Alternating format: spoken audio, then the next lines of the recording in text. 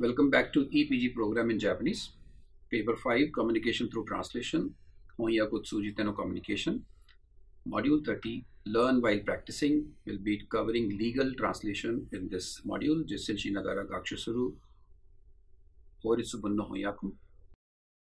And the paper is developed together with Anukumari, the trainee in ongoing translation training program of CSER NISCARE.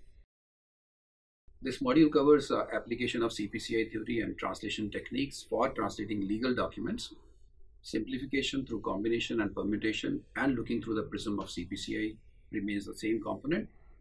Handling the content would be taxation in this particular module. The objectives and the outcome remain the same, almost same as these were before, except for the fact that the application of these techniques is possible in the case of legal documents. Also, we would like to prove this. Let me recapitulate from the previous module what we have done in the last module. Regardless of domain, 5W1H technique helps in translation, though it is mechanical. Longer answer per question, I would say shortcut is possible, but only after familiarization. Higher the degree of familiarity, fewer the questions, which means in-depth knowledge of source language and target language is prerequisite. At least near standard translation can be obtained through application of the techniques. It is the fine-tuning that makes the difference, and that comes through the individual touch. Nitaishteva acts as a topic and may be dropped during transpositioning if it comes directly to the relevant verb. If it connects directly to the relevant verb. Longer phrases can be considered as units, particularly if the representation is core. For example, soze o kasuru koto ga dekiru, or soze o kasuru, which means to tax. Then something o koenai mono to suru, that means shall not exceed that particular something. Normally it is ikanu mono o koenai mono to suru, or shall not exceed the following, and it could be some figure also. Then core and contextual. Juekisha can mean two things, but one is beneficiary, which is the core equivalent, and the other, which was used here also, was beneficial owner, that means contextual. Then CPCA advantage, appropriate equivalent, it improves the quality and renders free translation. CPCA parameters can be used to evaluate quality in terms of accuracy, readability, and style. Let's see some examples of legal sentence. Okay, I don't think I can even read this. This seems too complicated. Yeah, I think the translation, this is the translation which has been tried, but I don't think we can. Can you read out the English part? Local public agency or the resident of a contracting state, royalty as well as fee for technical services will be considered to arise in that contracting state. Stop. I don't think I can make out what you're speaking in English. So let's break the sentence into, it's too long, too confusing. So let's break it into simple segments. Yeah, let's try. Oh, it's so simple. I think there was a full stop in between, so that even the period was not visible when you were looking these 3 plus 4, 7, 8 lines. Now we can see that there are 3 lines and then there are a few more lines, and there's 2 plus 2 lines. Approximately 2-line sentences. Let's try this sentence first. Yeah, let's would you like to go with 5W1H directly? Yes. Okay, yeah, let's start. Please apply the question and also answer. First question is nani ni tsuite. Answer would be shioryo oyobi gijitsu jou no yakumu ni taisuru ryokin wa. Okay, and the translation comes as royalties and fees for technical services. There is an issue in terms of equivalence, but we'll discuss them later. Let's go further. Nanto sareru. Okay. Togai ippo no teiyaku koku ni oite shojita mono to sareru. Okay. Next is donna bai sono shiharaisha ga ippo no teiyaku koku matawa Togai ippo no teiyaku koku no chiho seifu, chiho kokyo dantai, moshikuwa ijusha de aru bai ni wa. Okay. Yeah. Just want to tell all of you to just make a note that there's a small clause here. Iju shade arubaini. Just keep it in mind. Yeah, please read the comments. First comment is frame plus 5W1H could have been used. Precisely, Nani Nani Ryokin wa Nani Nani Monoto Sareru is the frame and Donna Bai will be the question for the remaining part. Next is, as the frame could be captured easily, only 5W1H was applied while Stop. keeping the... Let me just explain. The first is that frame plus 5W1H could have been applied, could have been used. Precisely, it would have given Ryokin wa something monoto sareru. Now, if you if you can keep this frame in your mind while you are putting 5W1H questions, then the frame exclusively or separately need not be applied. Just keep this in your mind and then apply the 5W1H. This serves the purpose. Yeah, next one. Next is, in other words, question 1 and question 2 together cover the frame. Okay. So question 1 and question 2 covers the frame, and the question 3, that is Donna Bai, this gives some other detail in between, and then we can talk about some of the terms where we have used the implicit equivalents. Terms are Shioryo equals to royalty, Gijitsujo no Yakumo which means technical services. Togai Ippo means Okay. This is important. See, just read out once again the Togai Ippo in the running sentence. Where was it? Second answer. Okay. Togai Ippo no te aku koku ni oite. So when you talk of Togai Ippo, Togai normally is translated as said. Something which has been talked about or said, or the applicable, and Ippo is one. So that means we are talking of two entities. There is one country and the other country. So Togai Ippo is one country. Now this Togai Ippo gets translated as a country, which means it implies that we are talking about a particular country out of the two. Okay. Next one. Ippo no teiyaku koku in sono shiharaisha ga ippo no something no baiwa means that contracting state, and here that is also implicit. Okay, now this is interesting. Now this is coming in the continuation. We have already talked about Togai Koku, Togai Ippo. Togai Ippo no, what was it? Togai Ippo no, yes. So it was Togai Ippo no Keiyaku Koku. So Togai Ippo has come already. Now in the second sentence it's coming as Ippo no Teiyaku Koku, and that is coming in between Sono Shiharai Shaga Ippo no Teiyaku Koku no Baiwa. Or there's something in continuation, but Sono Shiharai Shaga Ippo no, when it comes like this, then no need to repeat this. That contracting state, that is also implicit here. That means we are referring back to the one which we have already talked about. Yeah, it's too small for me, so this is just joined. I think the three clauses or the three questions were answered in the previous slide. Those answers have been joined to render this translation, and this is some fine-tuning and some transpositioning also done. Now, yeah, read out the comments, please. Translation output through 5W1H gives a clear understanding.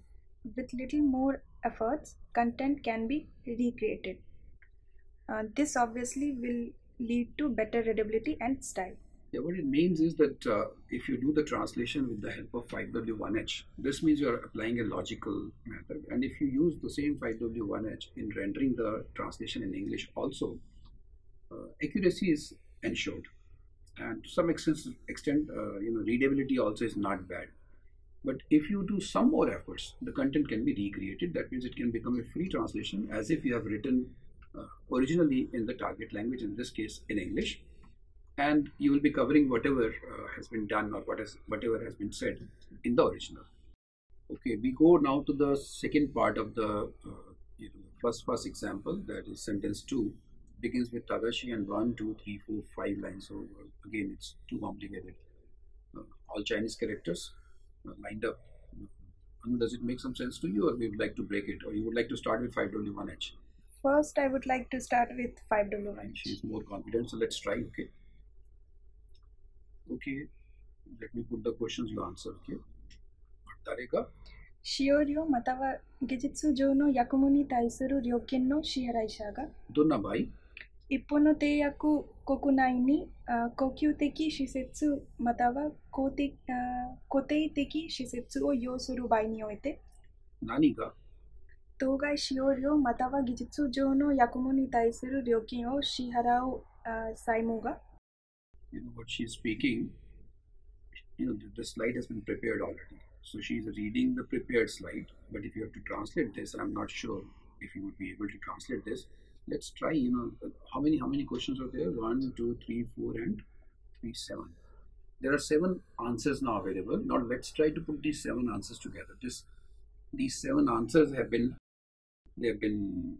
done, or they have been answered, spending a lot of time. So let's see if we can join. And we found that it is too complicated. The synthesis with the help of these segments is complicated because the questions are too many, and the questions are not so simple, as well as the questions are simple but the answers are not so simple.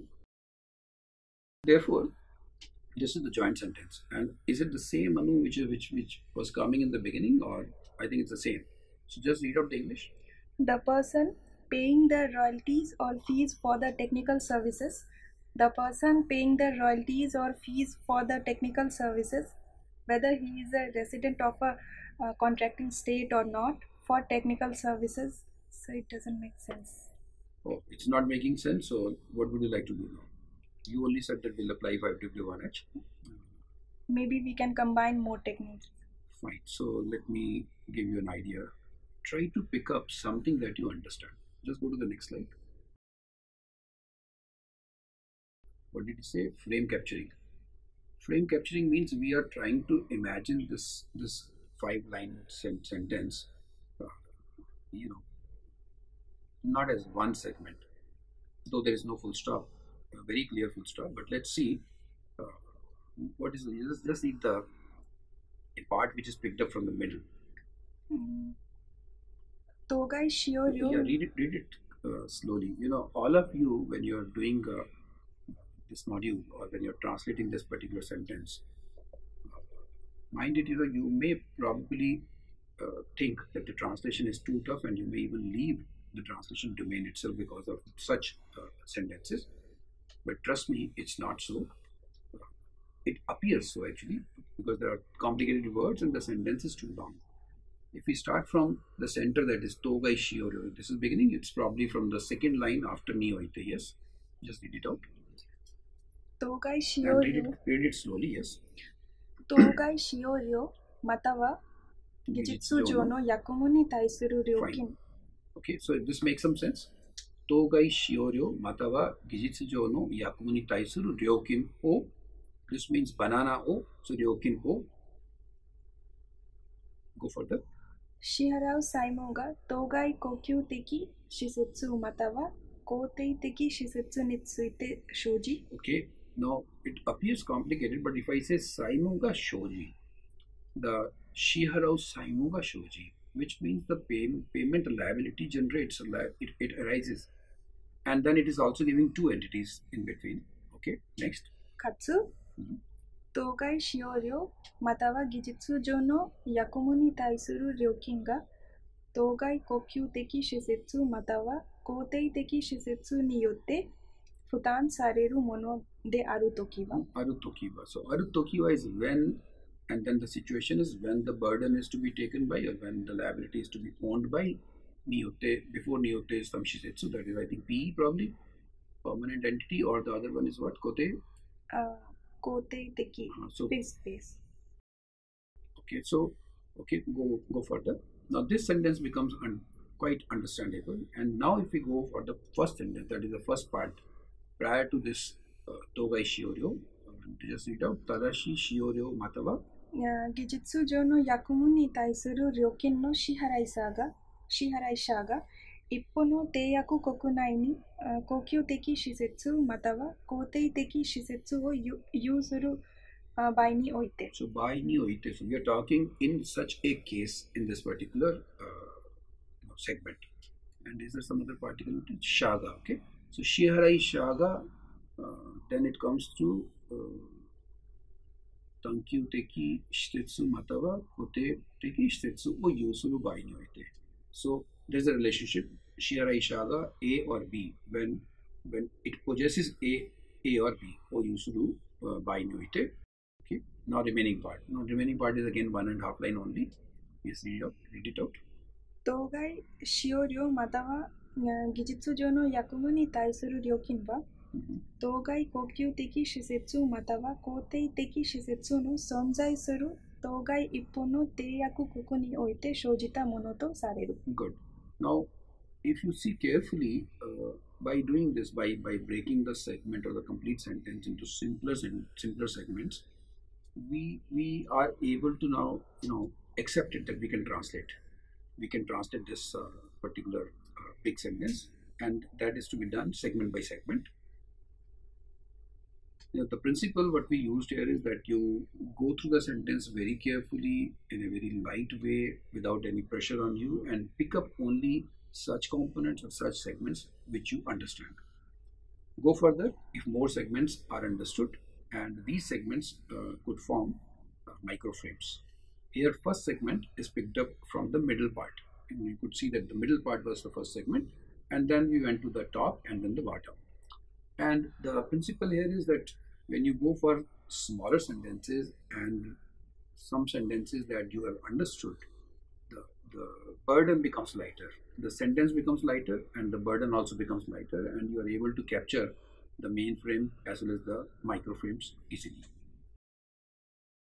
Now let's start the translation. The first one is the middle part, and we are going through the 5W1H technique. Yes. 何がいつ生じる？ Answer would be 当該使用料または技術上の役務に対する料金を支払う債務が当該恒久的施設または肯定的施設について生じる。Okay, and the equivalence is? In connection with which the liability to pay the royalties or fees for technical services was incurred. Okay.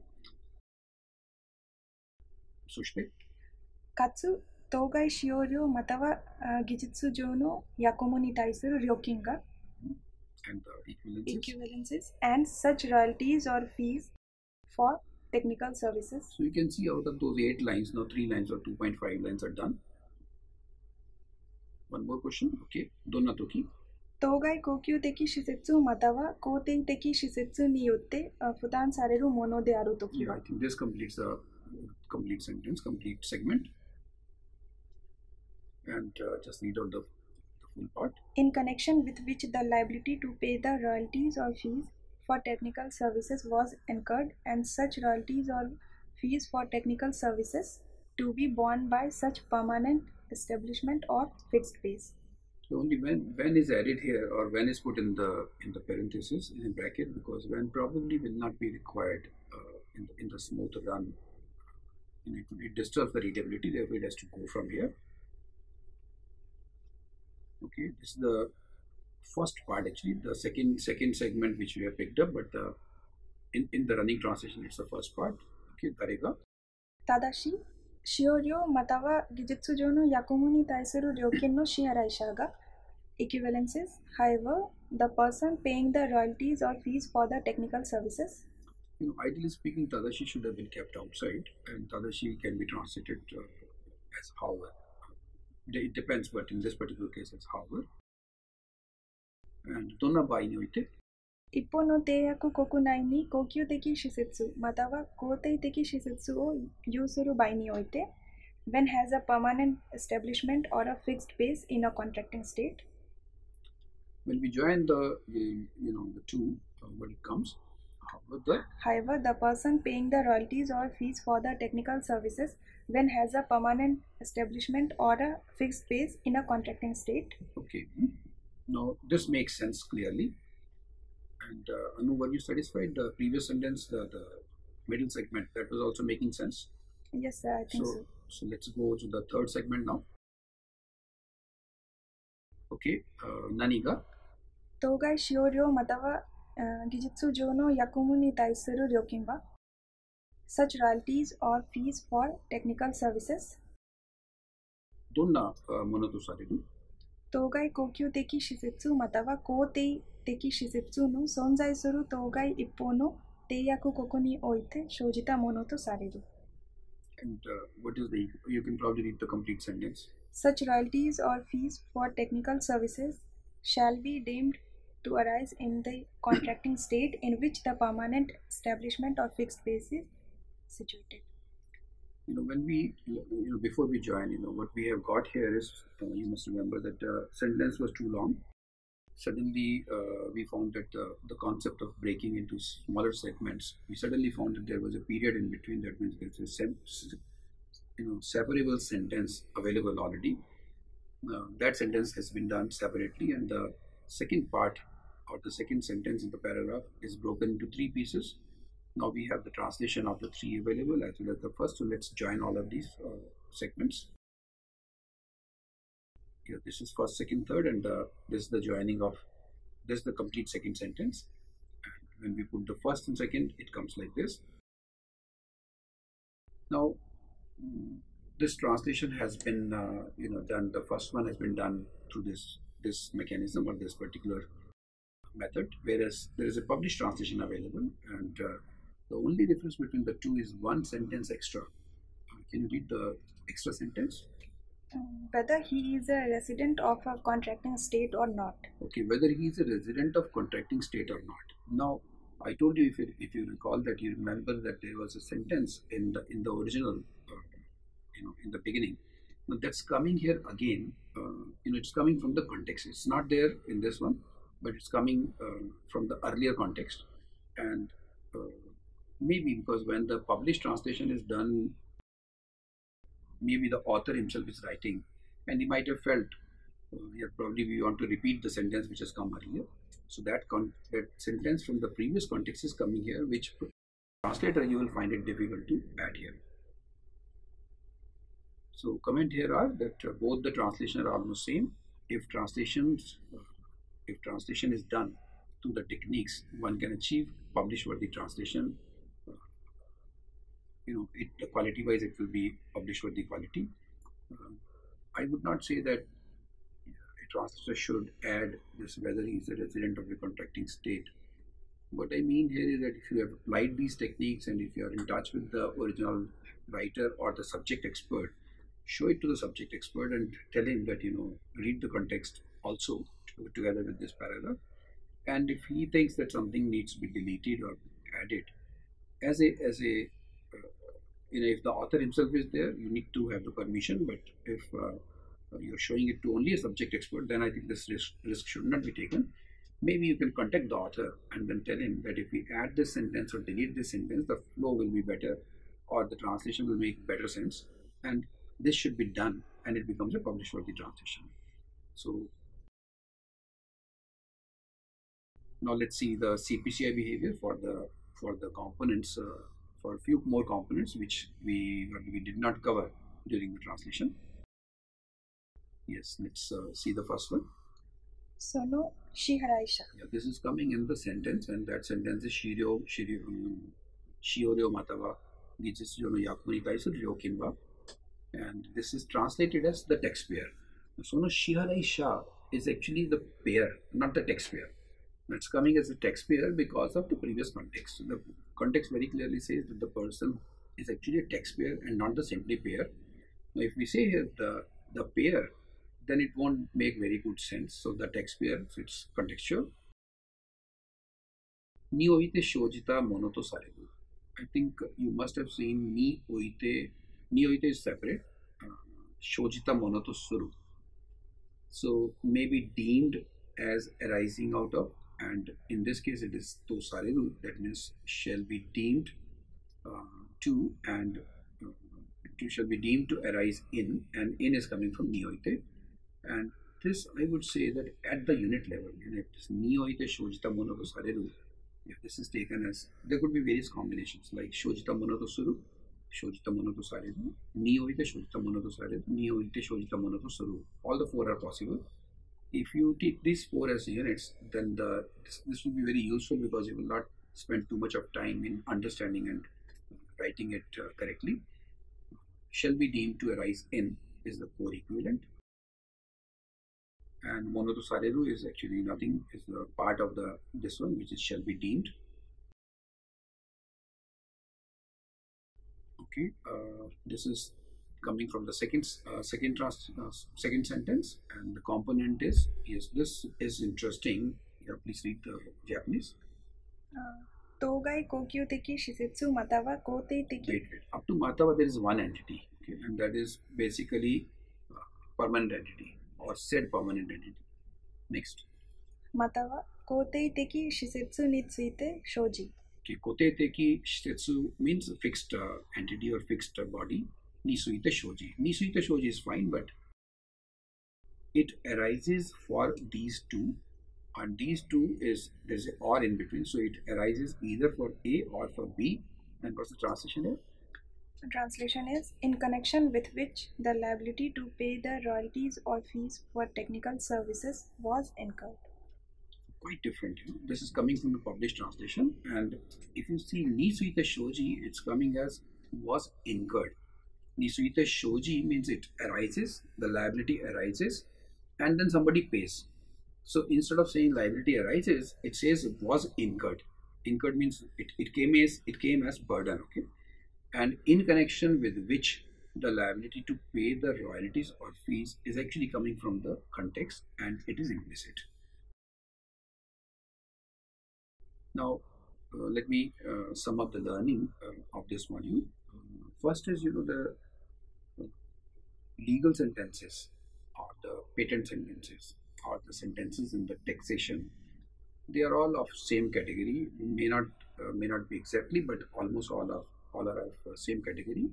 And it is quite difficult when you come across a paragraph running into say 5 or 8 lines to comprehend what he is saying. So when you translate, it becomes one is you translate word by word, the literal translation. And the literal translation, only thing is that if you write word by word, then while reading also the individual reader has to read it word by word only. Then it will make sense to him. If he tries to read the sentence in one go, he will get bored, or he will feel annoyed, because it's quite depressing to read this English at times. Therefore, the learning here is, in one example, the frame could be captured easily. Therefore, only 5W1H was applied. While keeping the frame in mind, in fact, with little more efforts, content can be recreated with better readability. This is in the case of simple and smaller sentence. In complicated cases, frame plus 5W1H may have served better. So it is suggested that you should combine these techniques very prudently.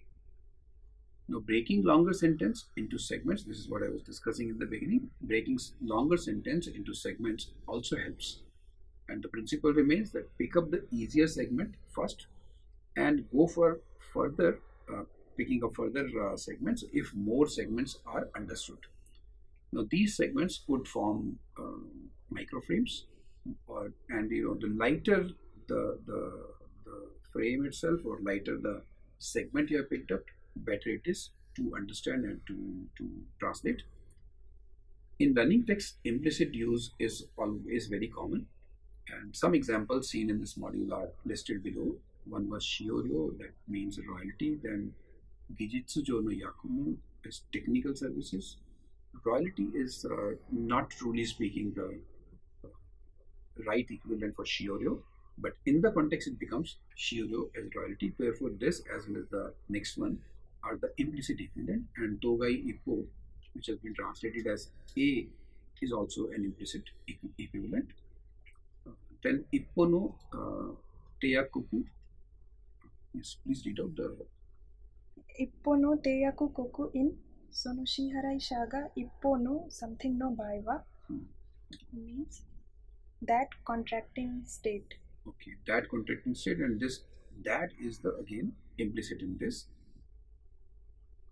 Sono shiharai sha means the taxpayer. Yeah, in place of the taxpayer, in the place of payer, it's coming as the taxpayer, and it's coming from the context. Ni oite shojita mono to sareru means shall be deemed to arise in. Okay, and this is the core equivalent for this unit. Next is togai kokyu deki shisetsu matawa kotei deki shisetsu ni tsuite shoji means. Okay, now this is a bit complicated, so you can say A matawa B ni suite shoji, and the equivalent will be in connection with which the liability to pay the royalties or fees for technical services was incurred. Now, both are going away from here. So this is the implicit example of implicit only. This, of course, should not be stored as a unit or as a corpus, because this will be, it all depends upon the context.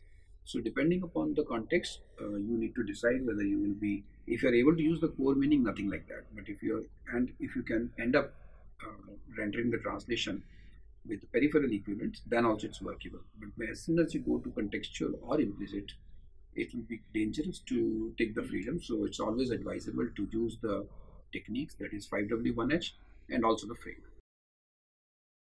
These are the references for this particular module, and thank you very much for being with me in this module. See you again in module 31. Thank you very much.